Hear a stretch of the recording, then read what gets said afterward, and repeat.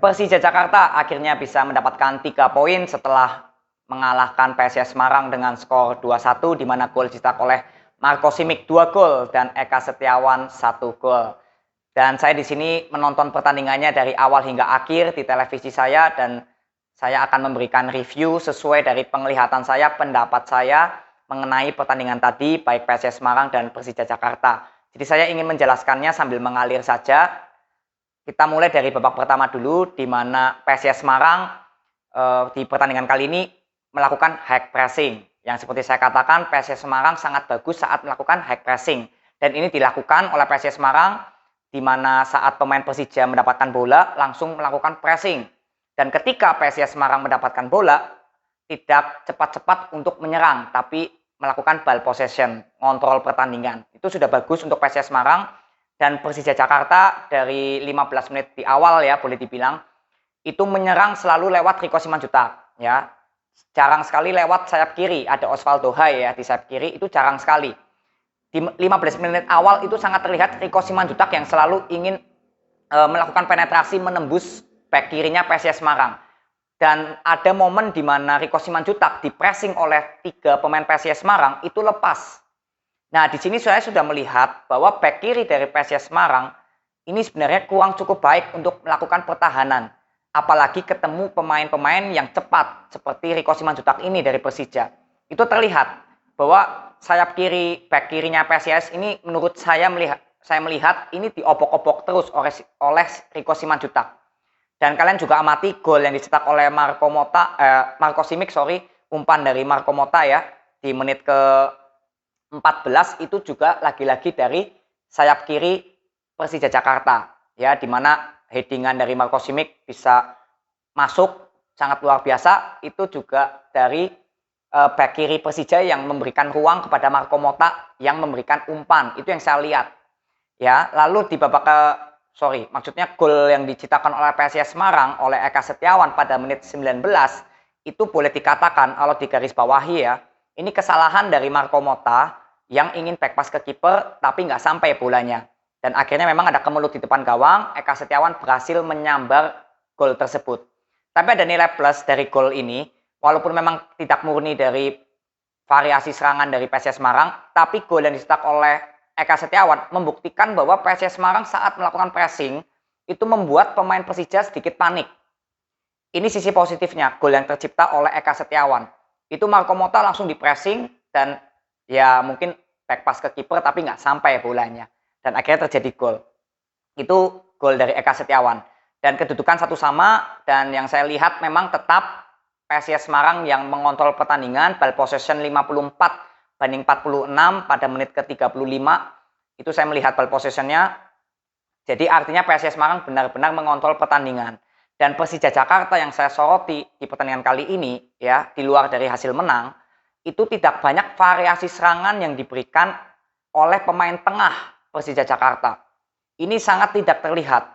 Boleh dibilang hanya Riko Simanjuntak saja yang terlihat bermain dari tengah sampai ke depan, bahkan sempat bermain ke kiri juga. Ini Riko Simanjuntak.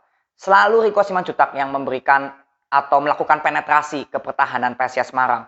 Jadi menurut saya dengan nanti adanya Makan Konote ya, semoga Persija Jakarta bisa banyak melakukan variasi serangan yang diberikan dari pemain tengah.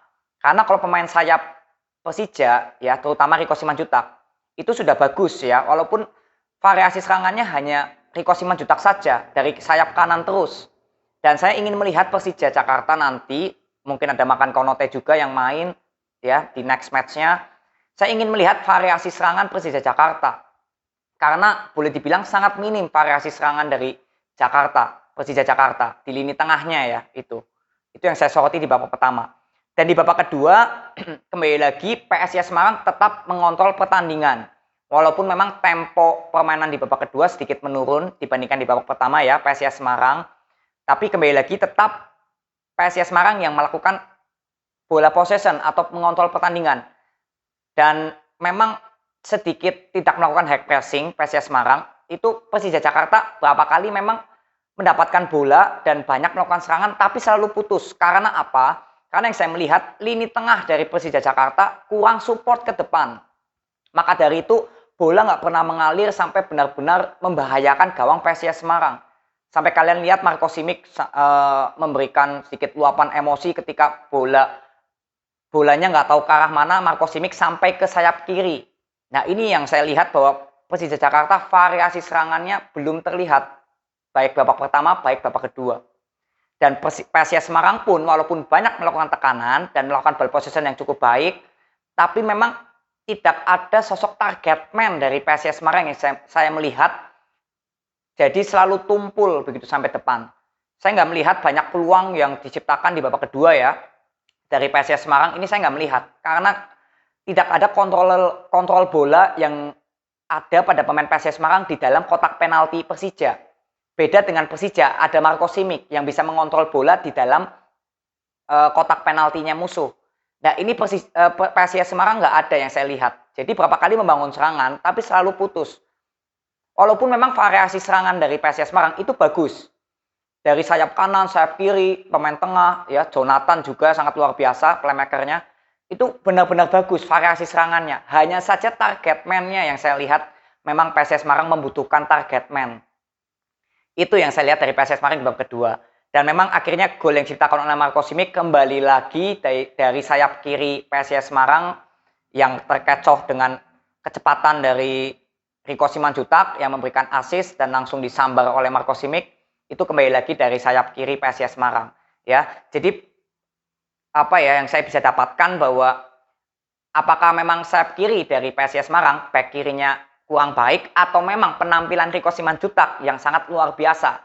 Itu coba kalian simpulkan dan berikan pendapat, karena kalau pendapat saya ya Rico Simanjuntak selalu mengobok-ngobok back kiri dari PSIS Semarang. Dan momennya yaitu gol yang diciptakan oleh Marco Simic pada menit ke-69 itu terlihat jelas Rico Simanjuntak bisa melakukan skill individu membawa bola hingga memancing pertahanan PSIS Semarang fokus ke Rico Simanjuntak dan memberikan umpan ke Marco Simic di tengah tanpa bisa dikawal. Jadi itu yang menurut saya catatan penting, bahwa sisi positif dan negatifnya bahwa PSIS Semarang memang kalah, tapi ada hal yang cukup positif bahwa PSIS Semarang sudah membuktikan cara permainan yang high pressing dan bola possession itu memang ciri khas dari pemain PSIS, cara permainan PSIS Semarang yang saya selalu melihat bagus. Hanya saja memang tidak adanya sosok target man yang mungkin biasanya ada Bruno Silva di sini. Ini tidak ada, sangat terlihat jelas. Jadi target man-nya aja dari PSIS Semarang yang saya melihat tidak ada atau belum kelihatan itu di pertandingan kali ini.